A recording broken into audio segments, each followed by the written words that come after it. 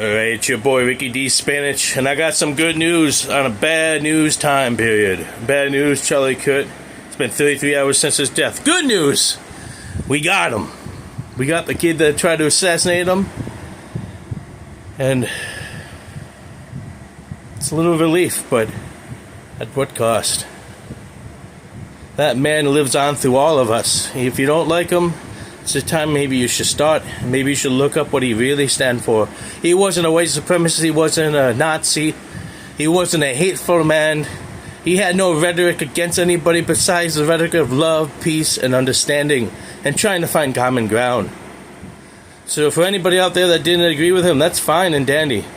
But maybe it's time for you to know the real man, and I'm going to show you what other people valued him as. Even the people who worked for getting this justice. Tiresome work, hard work, and in this you can see not just the FBI, not just the police, not just the state it affected, but how much it means to all Americans. You can even see it on the face. I'll show you. I don't want to get too preachy, but I think it's important that we, with eyes wide open, understand what's happening in our country today.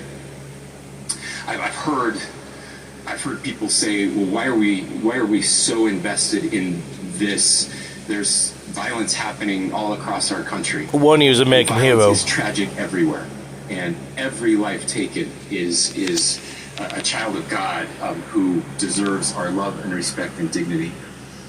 This is certainly about the tragic death, political assassination of Charlie Kirk.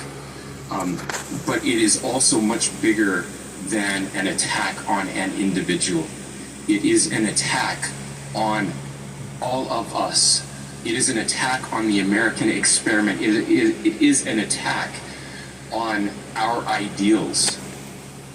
This cuts to the very foundation of who we are, of who we have been, and who we could be in better times.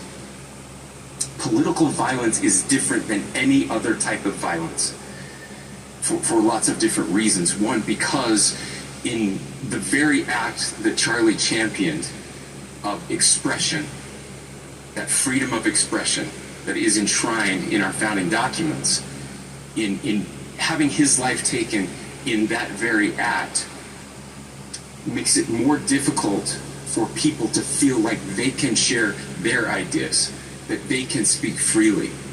We will never be able to solve all the other problems, including the violence problems that people are worried about, if we can't have a clash of ideas safely.